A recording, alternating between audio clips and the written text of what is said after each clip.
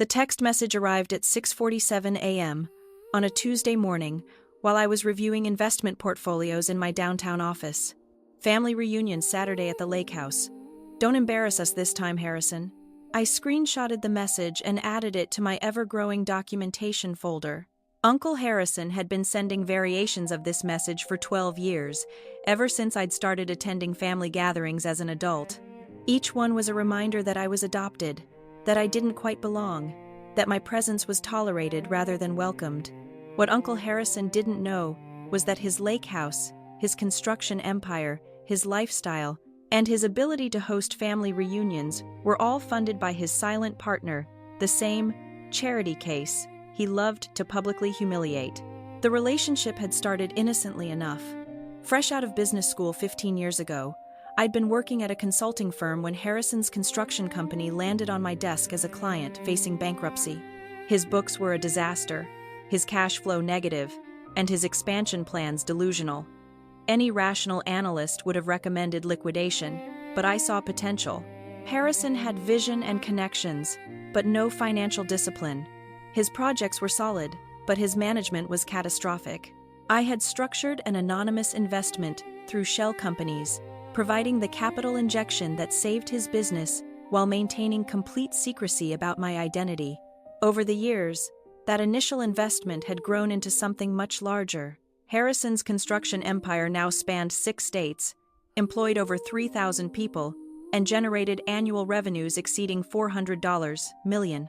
My stake had grown to $200 million, making me not just his largest investor, but his controlling partner in everything except name. Harrison believed his success was entirely self-made. His favorite story, told at every family gathering, involved pulling himself up from near bankruptcy through grit, determination, and refusing to accept handouts. The irony was lost on him, but never on me. Saturday morning brought the familiar ritual of preparing for family judgment.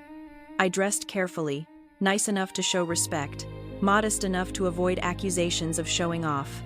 My Honda Accord would blend in with the other middle-class vehicles, while Harrison's collection of luxury cars dominated the circular driveway.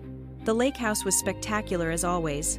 Sprawling across 3 acres of prime waterfront, it featured custom architecture that Harrison loved to describe in detail to anyone who would listen. The construction had been funded through a capital distribution from our partnership that Harrison believed was a business loan he'd paid back early through smart investing.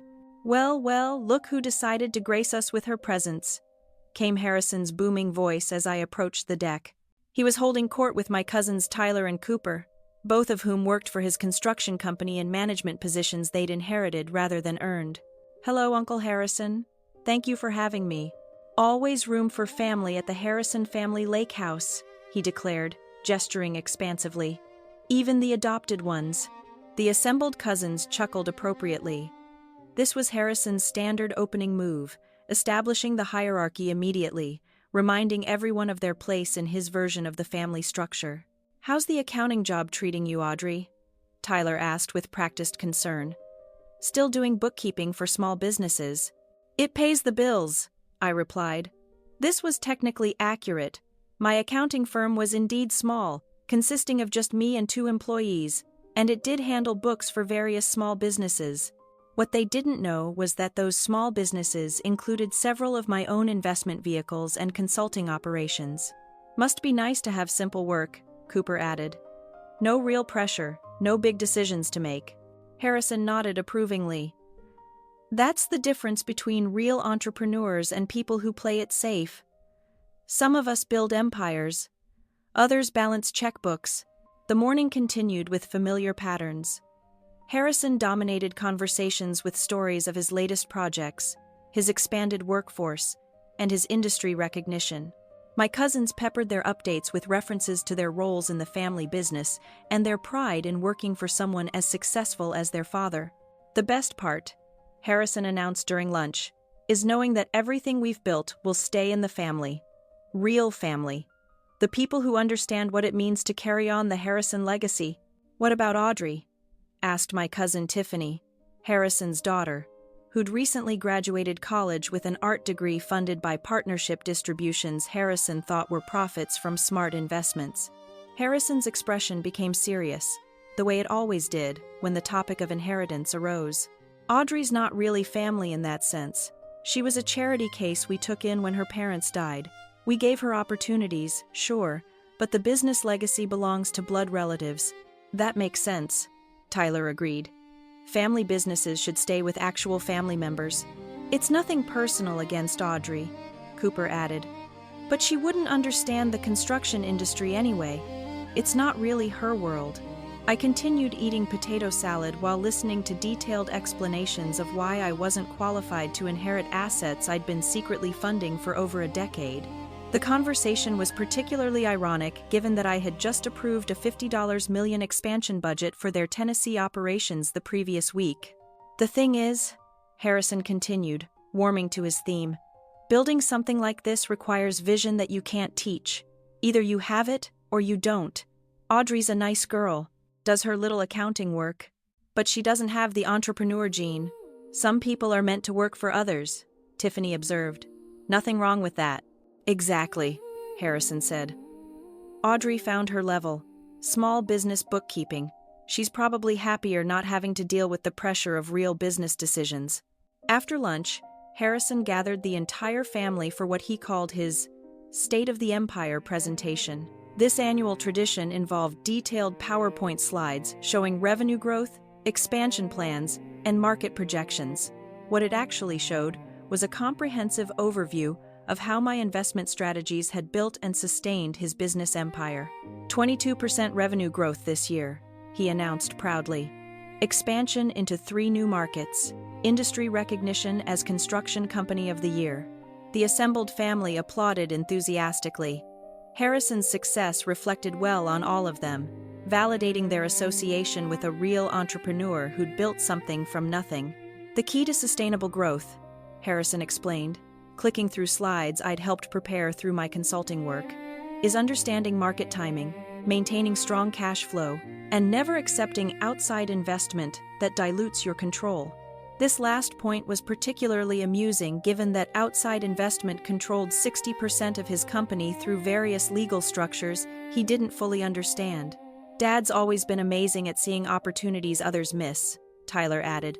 Remember when everyone said expanding into commercial development was too risky? That's the difference between leaders and followers, Harrison replied. When you know you're right, you commit fully. No hedging, no safety nets, no asking for handouts. The presentation continued with projections for the next 5 years, including plans for expansion into 2 additional states and the acquisition of 3 smaller construction companies. These plans were based on feasibility studies my consulting firm had prepared and financial modeling that assumed continued partnership investment. Of course, none of this would be possible without the strong foundation we built in the early years, Harrison said. Those were tough times. Nearly went bankrupt in 2008. But instead of giving up or accepting help, I found a way to turn things around through pure determination. How did you manage that turnaround? Asked Tiffany's boyfriend, who was attending his first family reunion. Harrison's expression became nostalgic. I found some investors who believed in my vision. Nothing personal, just business relationships with people who recognized potential when they saw it. But the important thing is, I maintained control. Never gave up equity. Never compromised my decision-making authority. That's smart, the boyfriend replied. A lot of entrepreneurs make the mistake of giving up too much control to investors. Exactly. The investors I worked with understood that their role was purely financial. They provided capital. I provided the vision and execution. Perfect partnership. I excused myself to get more iced tea while Harrison continued explaining his business philosophy to an audience that hung on every word. Walking through the lake house, I passed family photos showing Harrison's construction projects, industry awards ceremonies, and ribbon-cutting events at buildings I'd helped finance. The kitchen was filled with expensive appliances and custom cabinetry, all funded through partnership distributions. The wine collection in the adjacent room featured bottles worth more than most people's monthly salaries. The boat dock visible through the window displayed Harrison's latest yacht, purchased with what he believed were bonus payments from satisfied clients. Audrey, there you are, came Harrison's voice behind me. We were just discussing the future of the company. I turned to find him with Tyler and Cooper, all three looking serious in a way that suggested important family business was being discussed. "The thing is," Harrison continued, "we've reached a point where succession planning becomes critical. Tyler and Cooper have proven themselves in the company, understand the industry, earned their positions through hard work. It's exciting to think about carrying on what Dad built," Tyler said. "The transition will happen gradually," Harrison explained. "But the important thing is keeping ownership and control within the actual family, people who understand what this business really means to the Harrison name." Cooper nodded. "It would be weird to have outsiders involved in something so personal, right?" "Agreed. This isn't just a business, it's a legacy," Harrison said, turning to me. "Audrey, you understand why this needs to stay with blood relatives, don't you?" "I understand your perspective," I replied. "I knew you would. You're practical about these things. You've got your accounting work, your own life. You don't need the complications that come with major business ownership." "Complications can be challenging," I agreed. "Exactly. Better for everyone if the people who built something get to decide what happens to it." The afternoon continued with various family activities, swimming, volleyball, conversations about careers and relationships. I participated appropriately while listening to ongoing discussions about the business expansion plans and family legacy. During dinner, Harrison stood to make what he called an important announcement. "I want to thank everyone for being here today. Family means everything to me, and seeing all of you together at the lake house reminds me why we work so hard to build something lasting." The table grew quiet as Harrison prepared for what was clearly going to be a significant pronouncement. "After a lot of thought and discussion with my advisors, I've decided to begin formal succession planning for the construction company. Tyler and Cooper will be taking increased ownership stakes over the next 5 years, with full control transferring to them by the time I retire." Applause erupted around the table. Tyler and Cooper looked genuinely emotional. Tiffany beamed with pride, and various relatives offered congratulations. "This is how business should work," Harrison continued. "The people who understand the industry, who've earned their positions, who carry the family name, they're the ones who should control what we've built." "What about the investors Dad mentioned earlier?" asked Tiffany's boyfriend. Harrison waved dismissively. "They're just financial partners. They provide capital. We provide everything else. When the time comes, we'll buy them out and keep everything in family hands where it belongs." "How much would that buyout cost?" Tyler asked. "Hard to say exactly. Maybe 50-60 million. But we're generating enough cash flow now that financing shouldn't be a problem." I continued eating dessert while listening to detailed plans for buying out investors who would never sell because the investors were me. I was sitting at the table listening to plans for my own elimination from the business I'd built. "The important thing," Harrison concluded, "is that family money stays in real family. Not charity cases we took in, not outside investors looking for quick profits, not anyone who doesn't understand what the Harrison name really means." The table erupted in agreement. Various relatives praised Harrison's wisdom, his loyalty to family values, his commitment to keeping the business where it belongs. "To family," Harrison declared, raising his wine glass, "and to keeping what we've built in the hands of people who deserve it." Everyone toasted except me.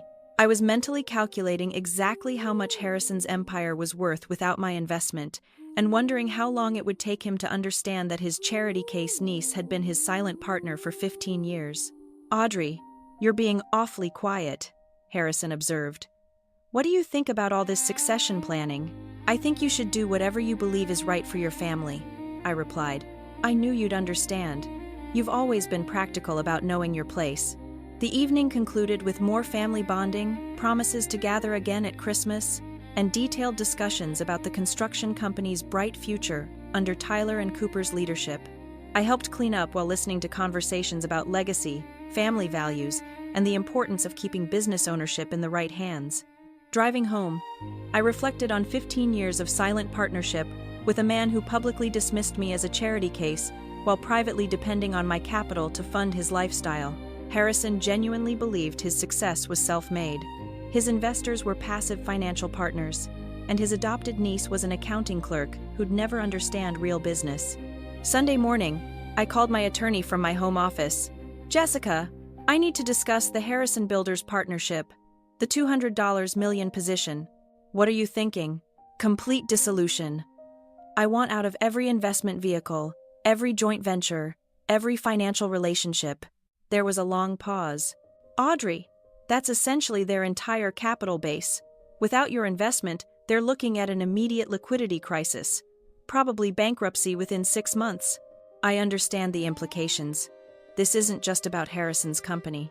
3,000 employees, dozens of subcontractors, multiple ongoing projects. The collateral damage will be extensive. I thought about Tyler and Cooper's graduation parties I'd helped fund, Tiffany's art school tuition that came from partnership distributions, Harrison's lake house that existed because of my capital injections. How long will the dissolution process take? Given the complexity of the legal structures, probably 4 to 6 weeks. But Audrey, once this process starts, there's no undoing it. Are you certain this is what you want? I'm certain.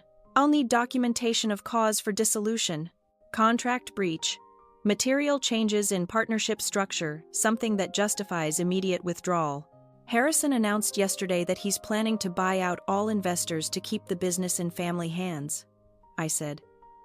I'd say that constitutes a material change in our partnership agreement. That should be sufficient legal grounds. I'll begin drafting the dissolution documents. Monday morning brought a busy day of meetings with attorneys, accountants, and financial advisors. The legal mechanics of unwinding a $200 million partnership were complex, involving multiple shell companies, joint ventures, and investment vehicles that had been carefully structured to maintain my anonymity.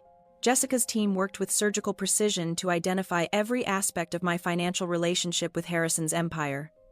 Real estate holdings, equipment financing, working capital loans, expansion funding. The web of financial interdependence was more extensive than even I had realized. The cascade effects will be immediate, Jessica explained during our afternoon meeting. Equipment lease payments will stop, construction loans will be called, working capital will disappear. Harrison is going to wake up Thursday morning facing complete financial collapse. What about employee protections? We can structure the dissolution to prioritize payroll and benefits, but ultimately, Harrison will need to find replacement funding or begin liquidation proceedings. And the likelihood of him finding replacement funding for $200 million, given his debt ratios and cash flow requirements, is essentially zero. Tuesday brought news that Harrison had already begun reaching out to banks and investment firms about restructuring our investor relationships to optimize family control. His timing was impeccable. He was actively seeking to eliminate me from the partnership just as I was eliminating myself. Wednesday afternoon, Jessica called with an update. All dissolution documents have been filed. Harrison's attorneys will receive notification tomorrow morning. Asset liquidation begins immediately. How long before he understands the scope of the situation? Based on the cash flow models, he'll start seeing problems by Friday. Bank calls, supplier payment issues, payroll concerns. The full scope will probably take a week to sink in. Thursday morning, I was reviewing quarterly reports when my phone began buzzing with family group chat notifications. Harrison, temporary cash flow issue with the company. Working with our financial team to resolve quickly. Tyler, Dad, is this serious? The bank called about our construction loan. Cooper, equipment company wants immediate payment on our lease agreements. Tiffany, what's happening? Should I be worried? Harrison, just business complications. Nothing that can't be handled.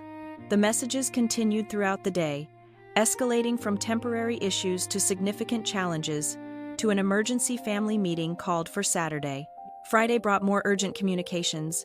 Harrison's confident morning message about minor setbacks was followed by increasingly frantic updates about bank meetings, attorney consultations, and unexpected investor complications. By Saturday morning, the family group chat had evolved into a full crisis communication channel. Harrison. Family meeting moved to my office. Lake house events canceled until further notice. Tyler. Dad, the employees are asking questions about their jobs. Cooper. Should we start looking for emergency funding? Tiffany. Can someone please explain what's actually happening? I arrived at Harrison's corporate headquarters to find the parking lot nearly empty, and a small group of family members huddled in the conference room. Harrison looked like he'd aged 5 years in 1 week. Audrey, thank God you're here, he said, looking genuinely relieved to see me. We need all the family support we can get right now. The conference room felt different than usual. Instead of Harrison's confident presentations about expansion and success, the atmosphere was tense with barely controlled panic. "I'll be direct," Harrison began. "Our primary investor partnership has been terminated, effective immediately. Without cause, without warning, without negotiation opportunity." "How much money are we talking about?" Tyler asked. "Approximately $200 million. In various forms: equipment financing, working capital, expansion funding, real estate holdings." The room fell silent as people processed the magnitude of the crisis. Before we find out how the family deals with this total collapse, if this story is resonating with you or you've ever felt underestimated by those close to you, please consider subscribing and sharing this video. Your support really helps me grow the channel and continue telling stories like this one. "Can we replace that funding?" Cooper asked. "I've spent the week meeting with every major bank and investment firm in 3 states. The answer is no. Our debt-to-equity ratios are too high. Our expansion has been too aggressive. Our capital requirements are too extensive." "What does that mean for the company?" Tiffany asked quietly. "It means we're looking at bankruptcy, complete liquidation, 3,000 jobs lost, dozens of projects canceled, 15 years of building completely destroyed." The silence stretched longer this time. Harrison's empire, his legacy, his family's future, all of it crumbling because his anonymous silent partner had chosen to withdraw support. "The thing I don't understand," Harrison continued, "is why now? Our investor partnership has been stable for 15 years. Profitable, professional, no conflicts or complications. Then, suddenly, complete termination, with no explanation." "Maybe they found better investment opportunities," Tyler suggested. "Maybe they needed liquidity for other projects," Cooper added. Harrison shook his head. "I've been racking my brain trying to understand what changed. The only significant development was my announcement last weekend about succession planning and buying out our investors to keep the business in family hands."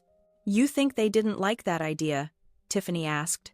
"I can't imagine why. It was a business decision, nothing personal. We would have paid fair market value, negotiated reasonable terms, maintained all existing relationships." I listened to Harrison struggle to understand why his plan to eliminate his investors had resulted in his investors eliminating him. The irony was perfect, but explaining it would serve no useful purpose. "The question now," Harrison continued, "is what we do next. Bankruptcy proceedings will probably take 6 months. After that, I'll be starting over at age 58, with no assets, no company, no income." "What about the lake house?" Tyler asked. "Financed through company assets. It'll be part of the liquidation. The boats, the cars, the investments, all tied to company cash flow, everything goes." The family spent the next hour discussing practical matters: job searches for Tyler and Cooper, living arrangements once the lake house was sold, college funding for Tiffany now that partnership distributions had disappeared. "I keep thinking there must be something we can do," Harrison said. "Some way to contact our investors directly, negotiate a compromise, explain that this affects thousands of people who depend on us." "Do we know who they are?" Cooper asked.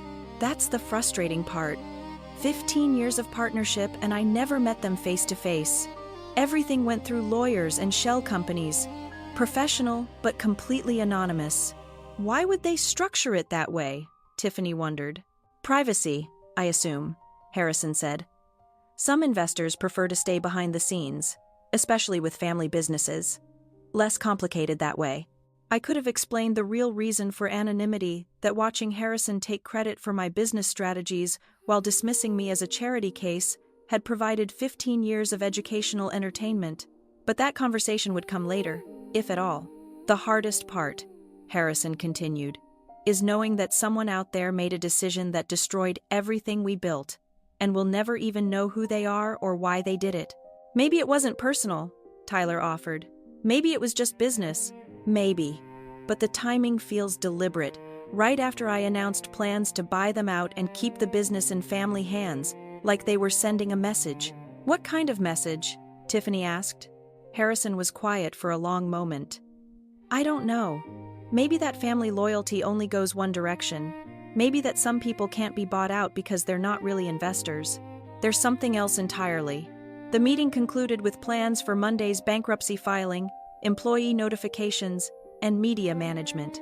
Harrison's construction empire would officially end within 30 days, taking with it the lake house, the lifestyle, and the family legacy he'd spent 15 years building on borrowed capital.